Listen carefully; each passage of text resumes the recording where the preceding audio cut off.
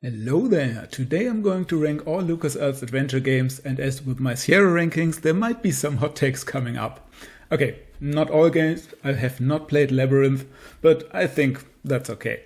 As you can see, I have changed up the rankings a bit because I think LucasArts games in general are such high quality that it doesn't really make sense to have an F tier here, so I went with A plus and A minus. And with the games themselves, I'm going through them in chronological order. So without further ado, let's start with the first game, which is Maniac Mansion. Maniac Mansion, yeah, is a pretty old game, obviously, as we begin with the start. But it's still pretty revolutionary for its time because it invented the SCUM engine. It is one of the first games to use a point-and-click interface, and it has a really cool, moody atmosphere. That being said, as a game itself, I would put this on the C tier here, start a bit low, so we get the full ranking, just because it can be a bit frustrating. There are dead ends, you can die in the game, and even though the feature that you can select different characters at the start sounds pretty cool, it's also a bit of a trap because some characters are more useful than others, and so I can't rank it too highly from the gameplay perspective, and obviously the graphics themselves also are a bit dated, especially if you look at what they were able to do later on in their career. So when I was young and I played the game at first, it was really scary to me. That's the one thing I remember. I played it at a friend's house. I didn't own the game myself, but going through the mansion and being able to be chased down and locked up was really scary to me. But still, I think that was something that intrigued me. So I still have fond memories with it, even though it only goes in the C tier for me. The next game, McKracken, is in the same vein, I would say, as Maniac Mansion. It uses the same engine and it has some of the same problems. You can also soft lock yourself. It's also a bit bizarre from the puzzle logic and what you have to do. So I would definitely advise to use a walkthrough. I will still, just on a personal level, rank it a bit higher on C tier, but in front of Maniac Mansion, because I really like the setting. So it's really crazy with aliens and an over-the-top story, and you go to all these exotic locations, which I think is more interesting than just being in this one mansion. So I think I rate it a bit higher.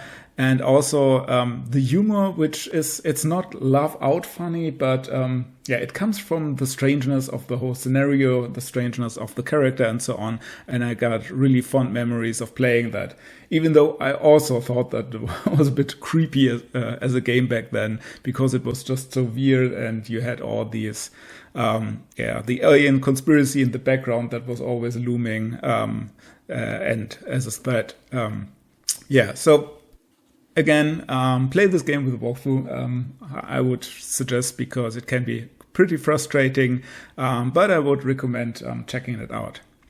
So the next game is the first one that I would consider part of the more modern era of LucasArts games. Many say they started with Secret of Monkey Island, but I would say Indiana Jones and the Last Crusade already plays a lot more like a modern point-and-click adventure compared to the other two we talked about.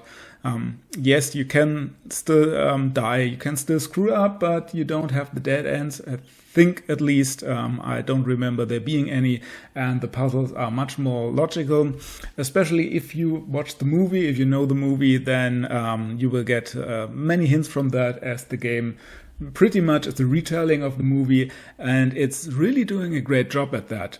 It doesn't miss any plot beats, and it just shows you that the Indiana Jones movies are great material for point-and-click adventures, because, well, even in the movies you have these kinds of puzzles that Indiana Jones solves, so it translates really well. Also, the graphics are a big step up compared to the other games. Even the EGA version, which I prefer, but maybe that's just nostalgia, looks pretty cool and has a lot going for it. So this is going into the I would take it, into the B category because, it's just a natural upgrade over the others. But don't worry, we are not just going to sort the games from C to S. There are going to be some mix-up there along the way. Next up, we have Loom, which is a very magical game. Some say that it's a bit too easy. I think it depends on the difficulties you select, and also I don't mind easier games in general. So I rather have a game that I'm able to play through by myself than some obscure, extremely difficult game that I have to constantly look up in a walkthrough or use hints or whatever. And I also think that it matches the atmosphere of the game, which is very whimsical and maybe targeted to a bit of a younger demographic than some of the other games, and I enjoyed that very much. And the special thing about the game is that you don't have, you don't have a verb system or you don't have an interaction coin, but you interact with the world by playing notes. And these notes form spells that you can use. And the clever thing is that some of those spells, you can switch the order of the notes to make the effect of the spell the opposite. So, for example, you have one spell that is to open things, and if you play it backwards, you will close things, obviously, but there are some solutions that are not that obvious. There are many discussions about which version of Loom is the best, because later versions, I think it was the CD version or the VGA version, did cut content. And generally, I also think that the EGA graphics aged very nicely in these games. They are very moody, and they are the way that I played the game first time around, though I did own the CD version later on and also enjoyed the soundtrack on that. Overall, I think it's a great game, and I think it's really playable today, maybe because of its easier difficulty, and I would recommend everyone who hasn't played it and is looking for something a bit different, something enchanting and magical to play the game today. I just recently did another playthrough of the game, and it held up quite nicely, so I would go with this and put it in the A- category. It's a really nice game, and for me, it's just because it's so special, it's a bit above the Indiana Jones game here. Quite a bit. I'm not putting it in the same category even. Good. Next, we get to the absolute classic, that is Secret of Monkey Island. This is the game where LucasArts really found their footing. It has an amazing story, amazing humor. The puzzles are great. There's really not much that you can say about this game that doesn't work. You can still play it today. I heard some people that said that it's a bit difficult to get into, but I don't agree with that. I think actually of the four Monkey Island games, but of the first three, it might even be the one that I would say it's the easiest. Especially Monkey Island 2 ramped up the difficulty by, quite a bit. And I really enjoyed it. I think it looks great in both EGA and VGA, though, again, I would go with EGA, but just slightly this time around. I think the VGA version of Monkey Island is also pretty nice. What I didn't like so much was the special edition. I didn't care for that art style, but, well, you don't have to play that. But what's great, the special edition gave us voiceovers. And there is a version that you can, Frankenstein together with the voiceover of the special edition, but the graphics of the original, and play that. And that's a really great experience. So, Secret of Monkey Island, actually, I would put that, where would I put that? I was really surprised how good that game was when I played it the last time around. I actually would go so far and put it in S. It's an amazing game. I don't see anything wrong with it. I liked the start of the game. I liked the middle parts. I liked the ending. I don't think there are many annoying things in there that I would like to be replaced or whatever. So, it's almost perfect. So then we get to the next game, Monkey Island 2, LeChuck's Revenge. This game is definitely pretty ambitious. It's a step up to the first game in regards of the scope. It's a pretty long game, and you go to different islands, and you can choose freely which island you want to visit, and you have to hop between the islands because they are puzzle chains that require you to go to one island first and then later come back to another one, and so on. Also, the graphics definitely have improved. These are now VGA graphics and not so much pixel art, but they are hand painted and scanned in, and you can see that that the style definitely changed quite a bit after the first game. But it's a really gorgeous game, and it's very, very moody. It has a very dense atmosphere. The soundtrack, again, is amazing. I should have mentioned that for the first game, which was also great, but I think this one even better. What I don't like so much about the game is that it also changed the tone quite a bit. I think it's a lot darker than the first game that was more lighthearted. Hey, I want to be a pirate, let's do stuff. But this time around, there's more of a threat from, well, LeChuck, obviously, and also the whole atmosphere of the game is a bit more moody, a bit darker, a bit more menacing. And I'm not sure that I want that in my Monkey Island games. Not so much, at least. Especially at the ending, it becomes pretty stressful. I didn't like that. So I'm not going to spoil it here. The ending also story-wise was pretty controversial, but I didn't mind that. I thought it was, it was subverting expectation, let's say it that way. But it worked for me. But from a gameplay perspective, I didn't like it so much because it was kind of stressful, and that's not my cup of tea. So I'm going to rank this a bit lower and put it in A+. It's still an amazing game. It's still a lot fun to play. I would recommend it to anyone, especially if you're looking for a bit more of a challenge. But I prefer Secret of Monkey Island over its sequel. Next, we get to Indiana Jones and the Fate of Atlantis. And this game is also pretty unique, especially in the way that you basically get 3 games in one here. There are 3 different paths you can select to go through the game, or at least the middle part of the game, which is the meat of the whole thing. And you can go with the action path, the wits path, and the team path, where you team up with Sophia mostly. Which makes it great from a replay value. And these paths are actually all pretty nice. Normally you would maybe say, okay, one path is the best and forget about the other ones. But even though the team path is more or less the canon path and the ones that most people will play, and I would say it's also the best one, the action path and the wits path also bring up some pretty cool new puzzles, new locations, and new stuff to do, which are definitely worth to go through a second and even third playthrough.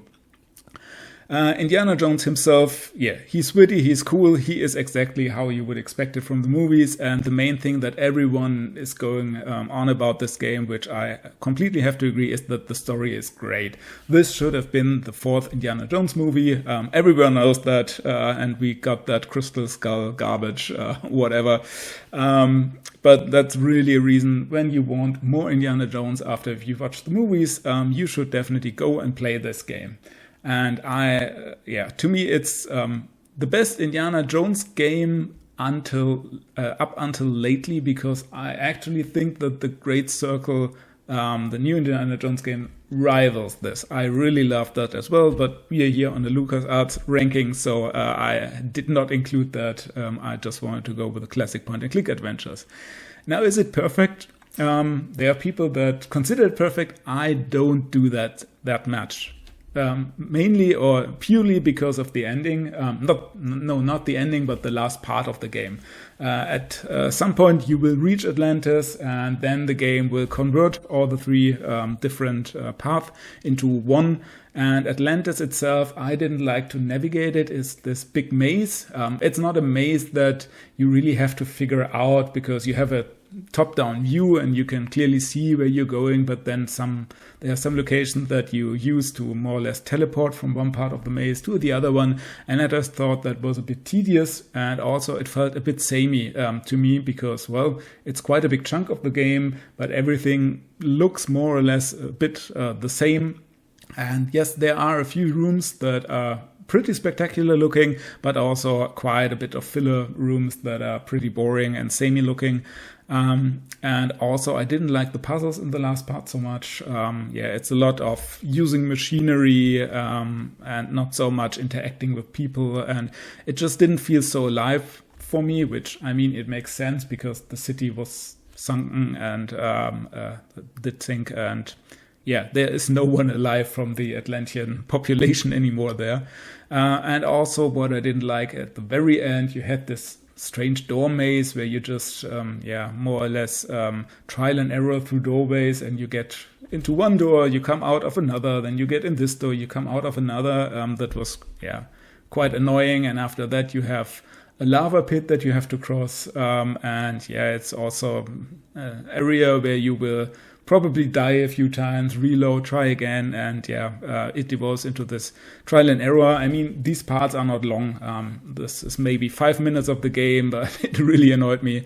And then the final puzzle is a dialogue puzzle, which I felt was a bit of a letdown. I wanted to have one centerpiece great puzzle where I really have to use my brain and do some great inventory puzzle stuff, all that, but it's a dialogue puzzle, and there are different paths through the dialogue, and I think only one will let you survive, or the other ones will kill you. You do get a bit of a variation there, so even though you do die, you get some additional dialogue there, which is fine, but didn't like that so much. I don't want to sound too negative. This is not a big issue, but it's a bit of a letdown from an otherwise, I think, almost perfect game. Should also mention great music, great voice acting in the CD version, in my opinion. So, yes, Indiana Jones: The Fate of Atlantis. To me, it's an A+, but I would put it behind LeChuck's Revenge. I think just because of the ending, it prevents it from being on the S tier. Okay, now we get to another sequel, Day of the Tentacle, the sequel to Maniac Mansion, which it didn't start it, as I said before. They released Labyrinth before that, but more or less the first big point-and-click adventure by LucasArts. And Day of the Tentacle, again, you return to the mansion, but this time around you play the mansion in 3 different time zones, because you have 3 characters that you can switch between freely, and everyone ends up in a different time zone. And there are very clever puzzles where you have to do something in the past so that something in the present or in the future will happen. So that was pretty cool. And the humor it's very zany, it's very over the top crazy. So not so much laugh out loud funny, but just weird, but in the most positive sense of the word. It looks great. The design of Day of the Tentacle especially is very unique. It really stands out from the visual design. I think it was the first game to do this kind of design, and I don't think it was even imitated by many games after that. It's really its own thing, and it's great. Now, what I don't like so much about the game is it is pretty tough. It's pretty difficult. I mean, that's a subjective thing, obviously, because the puzzles make sense. I didn't feel that they were unfair or it was moon logic, but this ranking here is a subjective ranking. I'm not trying to say that this is the ultimate ranking for everyone. So I'm going to deduct a few points for that, or maybe half a point. And the other thing is, even though you have the 3 time zones, you only have the 1 location. I know there are people that prefer that really like it if you have 1 location and where you spend the whole game. But for me, an adventure is more going on an adventure, and I really enjoy it if you have many different locations to go through and visit and explore. So for me, just having this 1 house basically that you go through was a bit of a letdown, you could say.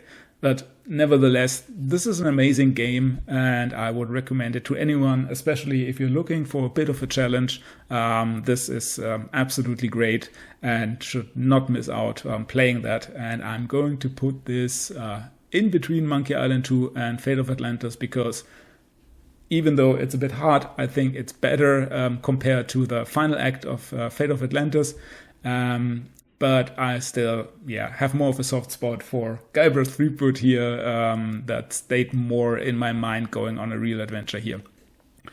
Good. Next on the list, we have Sam & Max Hit the Road. Sam & Max is kind of based on a cartoon, and there was even a TV show about it. There later on were the Telltale games. So this tells you something about the characters and the overall design of the game and the game world.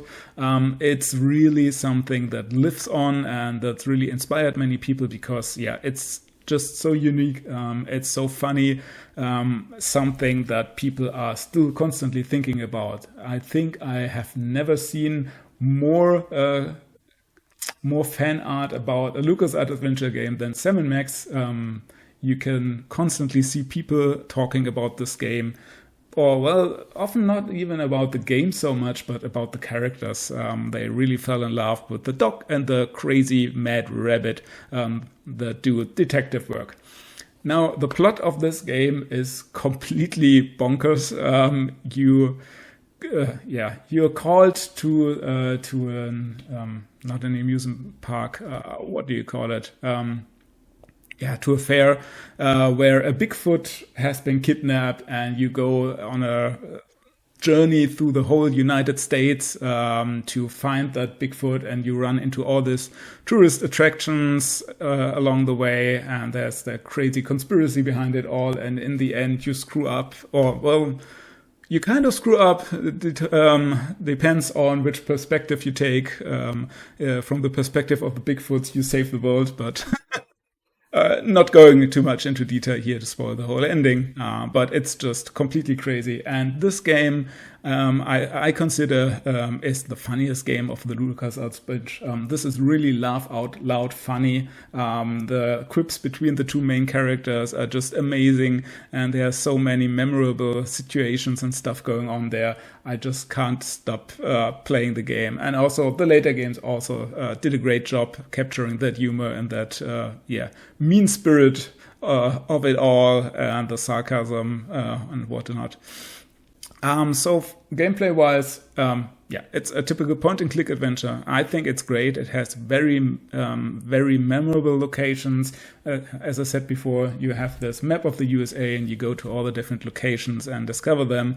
There are people that say that the game is very Moon Logic-esque, so that the puzzles don't really make sense, but I just can't agree with that. I don't know, maybe my brain is wired differently, but to me the puzzles in the game make perfect sense, bar one maybe. There's this one infamous puzzle where you have to use Max, dip him in the water, and then push him at the right time into a fuse box. That's maybe a bit too far, but other than that, I think the puzzles are completely fine and make you think outside of the box. I actually think that the game is easier than Day of the Tentacle or Monkey Island 2, but who knows. Another thing that's great about it is the voice acting is absolute top tier, and especially I like the German version. That's the one I grew up with, and the German translation and the German voice acting is really, really good in this game. So generally you think that a game that has a lot of comedy in it and a lot of humor would not translate well into other languages, but I don't know how they pulled it off, but this one plays great in German. And the soundtrack is also amazing. It has this jazzy tunes. I'm constantly listening to it on my MIDI player. And it's just such a great overall experience. It has so many twists and turns in the plot, and you never know where you're going to end up next. It's just amazing. And I can say it here, it's my favorite LucasArts adventure. So this is definitely going to the top S tier for me. Okay, now we are getting, I would say, into the more modern times for LucasArts adventure, starting with Full Throttle, which is still a classic point-and-click adventure, but it does incorporate a bit of arcade sequences where you're riding a bike and you're fighting off other biker gang members. And also, it's a lot more cinematic. It has more involved cutscenes. It uses some pre-rendered 3D graphics. And you can clearly see that we arrived at the CD-ROM era now. And it's a completely unique IP. It plays in some alternate future. So there are hover cars. You don't really get a lot of world building, but I think it's really intriguing. That the biker gangs are that important there, or maybe we just see the small slice of the world where that's the case. So we don't know much else what's going on in the world. And I found it always very intriguing to learn more about the world. So I think it would be great to get a sequel, even though the story is self-contained and we don't really need one. But I would love to spend some more time with Ben, the hero of the game, and see more of the world, understand more what's happening there, how everything works, how it develops, and so on. Puzzle-wise, I think it's very good. There are a few puzzles that I felt were quite annoying, but I think there were only 2 of them. The rest is actually on the easier side. So there are people complaining that the game is too easy. I would not agree with that, but it's okay. The game is rather short, so that's definitely one thing that you can, maybe it's a pro or it's a con for you, depending on how much time you have to play. But yeah, you can go get through it pretty easily, and it's a lot of fun. Voice acting and soundtrack again is great, and this one is also a bit special because even though it does have humor in it, it's not a comedy game at all. So this is more serious, more mature, you can say, and it pulls it off. So which is not a given. Also, what I would recommend in this regard, playing the remaster. I really enjoyed that because I think that the original graphic styles lends itself very nicely to remaster because it's not really pixel art, it's more cartoon graphics. And with the remaster, they just redraw the outlines so that you don't have the jagged edges. And that worked very well. And also in the remaster, you can skip the action scenes, which I think is nice because, yeah, they feel pretty clunky. I mean, you can get through that, but I never enjoyed them much, so that would be a pro. I did not mention that before. Day of the Tentacle also got a remaster that I really enjoyed. I think that also looks pretty nice because it, again, works well with the cartoon graphics. And LeChuck's Revenge also got one, but as with the first Monkey Island game, I didn't like the art style of that very much, so I would not go with that. So where do we end up with Full Throttle then? I would put Full Throttle, I think, in the A- behind Loom. It's a nice game. It's cool. It's very unique, but it has its flaws. Can be a bit clunky at some times. Still a great time to be had. Okay, so next we have The Dig. The Dig is a very different game to the others, I would say, because mostly because the puzzle design changed up quite a bit here. It's not so much about inventory puzzles as all the games before, but there are much more logic and exploration puzzles in there. So generally, you end up on an alien world and you don't know how anything works. There's just stuff you have to do to progress, but the game really doesn't give you much help other than, okay, some areas are locked, you can't go there yet, and some areas you know you should go there, so you get the goal of how can I maybe open this door, or how can I get through here, or whatever. And so you really have to do a lot of trial and error with the puzzles because you have to find out the inner workings of these alien mechanisms. It's not like, you have your 1, 2, 3, and you have to put your 1 into the 1 slot and the 2 in the 2 or whatever. You really have just abstract shapes, abstract machinations, stuff like that you don't know how to work with. And that's something that I personally find very frustrating. I didn't like that at all. So I played through the game, I did use a walkthrough, and after every puzzle, I was glad I did use the walkthrough because, I don't know if I would be able to solve these puzzles without just hard trial and error until I get them right. And I don't like it because I like to plan ahead. I like to see a puzzle, I like to see a problem, and then figure out in my head what could be the solution. But playing around with stuff that I don't understand, to get an understanding of it maybe, and then trying stuff out, that's really not my cup of tea. And I would not even say that I mind logic puzzles in general. if there aren't too many and if they're kind of clever, but I want to get some sort of direction for the puzzles where I understand, okay, this piece in the machinery is longer, so I probably have to move it around here. So if there are physical constraints, for example, which guide you what you should do, or if there are clear patterns that you can easily recognize, okay, there is maybe an order to the pieces. They go from small to big, so maybe I have just to sort them from small to big. But the dig is missing a lot of these clues, and you really have to figure stuff out yourself. And the other thing I didn't like about the game was the characters. I think they are pretty annoying and not very likable. I didn't like any of the 3 main characters that you have in the game. Sorry, maybe that's just a me thing, but yeah, you have the gruff military character as the main protagonist, but yeah, he doesn't really show a lot of emotions. He's pretty mean and commanding to the others. And then you have the news reporter, which borders on being annoying. She's always well, she's the exact opposite. She's very emotional. She doesn't follow orders. She's always arguing. And then you have the logical, very cold scientist. I don't care for him either. Funny thing is, I just recently bought the book from the game, and I read through that, which is, it retells the game pretty much step by step, but it adds a bit of inner monologue and a bit of context, which made it easier for me to empathize with the characters, but still not to the extent that I enjoyed them. Okay, so is the game all bad? No, it's not, because it has one very great thing going for it. It has a lot of atmosphere.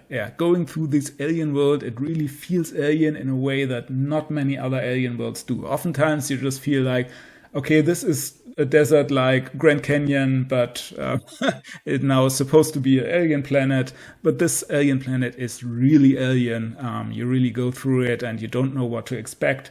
And there is stuff happening that you can't explain and that just goes over your head. And this is very unique. So everyone, I think, that played the game back then will remember the game. So it really stands out for all these things.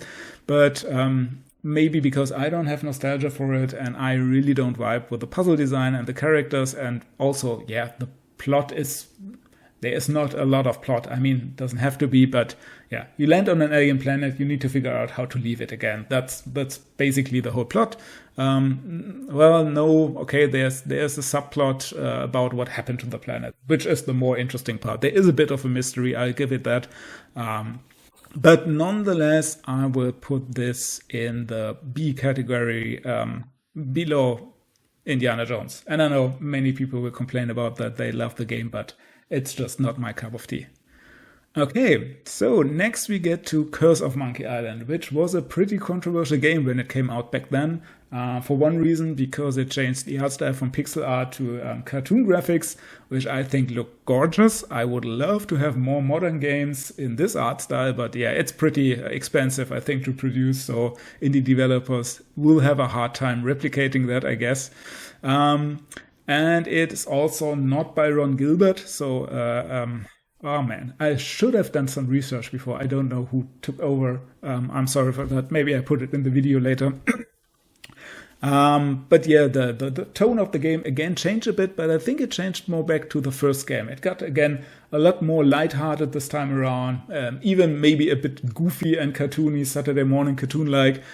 So maybe they went overboard in your opinion, but I think it's just very funny. I love Guybrush in this game. Even though he's kind of an asshole sometimes, but I think it's really great, and you have many different locations, and I think also the ending was a bit controversial, or pretty controversial.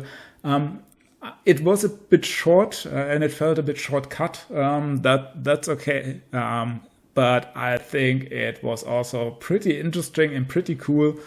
So I don't mind it. I think. Still, the ending of Secret of Monkey Island is my favorite, but I prefer this ending over LeChuck's Revenge, definitely. Especially puzzle-wise, not only from the story itself. So, what in general do I think about this game? I mean, now it's obviously that I really enjoyed it. I love Curse of Monkey Island, and I actually think, for me personally, it's the best Monkey Island game. So I'm going to put it in S, even slightly above Secret of Monkey Island here. That's how much I enjoy it. There are some locations I need to go back from time to time. You can see it in the background of the video here. That's from Curse of Monkey Island.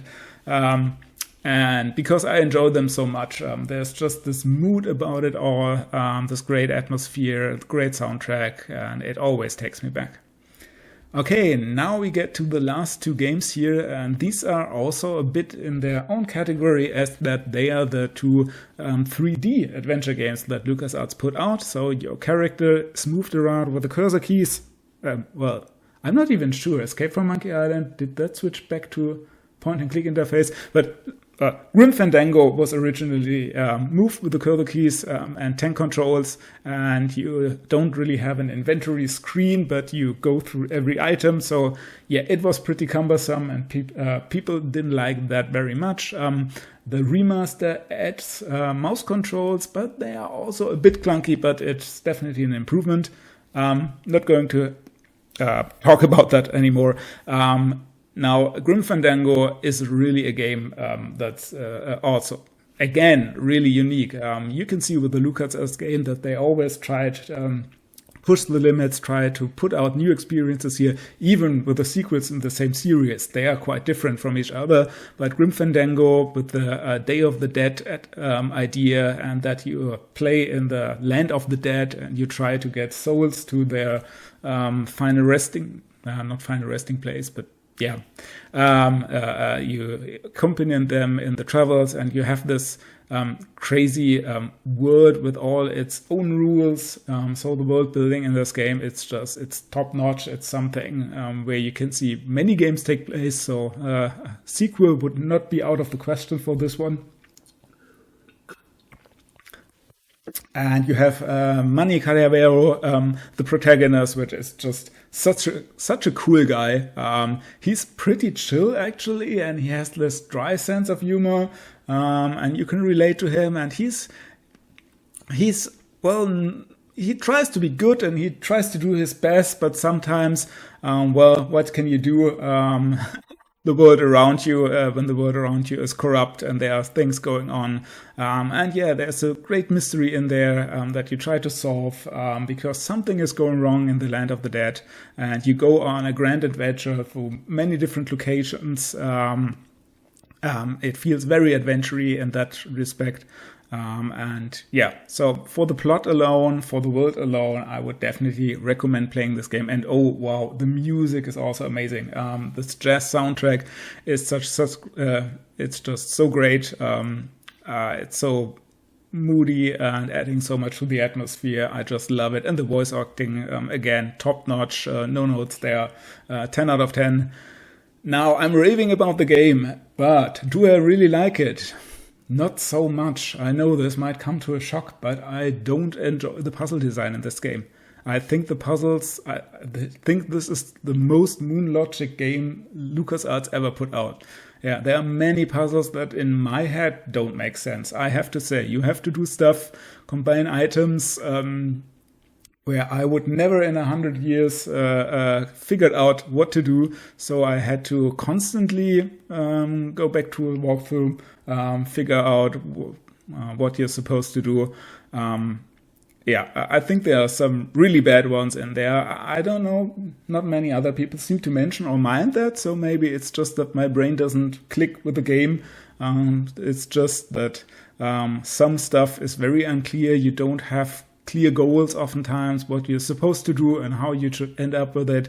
And more often than not, I just randomly used the items with other items and just tried and error through the puzzles. And even after I completed it, I was, oh, okay, that was what I was supposed to do. Oh, well, okay. Also, I don't really like the graphics. I have to say that I'm not a big fan of the pre-rendered backgrounds. I never was with any other games, so I didn't like the Final Fantasy games. Maybe it's because I have not grown up with that, but I just think that they look too clean, shiny, too abstract. It really doesn't immerse. I really have a hard time immersing myself in the world when it looks this artificial, I would say. I mean, it's not that pixel art looks more realistic in any way, but it's just more detailed. And in my mind, my head has an easier time to translate a pixel art image to an actual place than having these pre-rendered backgrounds. And there is an AI fan remaster of that, and you can say what you want about AI, but for this game, technically it worked very well because AI does a good job at upscaling these pre-rendered images and really making them sharper and easier to read, easier to understand without screwing up much. So I did play that, but yeah, still it didn't change my overall impression for the game. Also, yeah, with the low poly character models, I don't think that stuff aged very nicely. So from the looks of it, I don't like it that much. And from the puzzles, they really annoyed me. I was really not a big fan of that. And so I can't rank it higher than... I would put it below Full Throttle. I enjoy Full Throttle more. Yeah, I have to say it. So it's still an A-. It's a great game. You should play it, especially because it's very unique. But for me personally, I always had a bit of a hard time going back to the game and getting back into it. Now, last but maybe least... we have the black sheep of the Monkey Island games, Escape from Monkey Island. This game has a pretty bad reputation, and I can totally see why it does that. It's a 3D game. It's an early 3D game. It doesn't look that great. I don't really enjoy the backgrounds very much. I think it lost a lot of the feeling, the atmosphere of the older Monkey Island games. And for a series that so much relies on the atmosphere of the Caribbean islands, I think that's a really hard pill to swallow. The same is true for me for the Telltale Monkey Island games. I did not put them on there because I don't consider them classic LucasArts point-and-click adventures here, but they are also 3D and they are great games in their own regard, but I also just didn't connect with them in the same way because with the 3D graphics that are much simpler there, I just didn't feel like I could immerse myself in the same way like with the old games. Now, besides the graphics and the clunky controls, the puzzles are also a bit hit and miss in this game. There is this monkey combat puzzle that everyone is talking about that's pretty annoying. It's a lot of trial and error and it just takes forever to complete. You have these giant robots and you have to fight with this, it's a callback to the sword fighting puzzle from the Secret of Monkey Island, but it took all the worst parts of that puzzle and ran with it. That being said, there are quite a few nice puzzles in there. There are a few interesting new characters in there. The story overall works, and there are really some fun bits in there. So I think you can really get some enjoyment out of the game. It's just, compared to the other ones in this amazing series, I mean, we have 2 S tier and 1 A+. It's definitely a letdown. But on its own, if this was the only Monkey Island game that ever existed, I think people would still praise it, play it, and enjoy it. So I'm not going to rank this too low. And I am going where I'm going to put this. I'm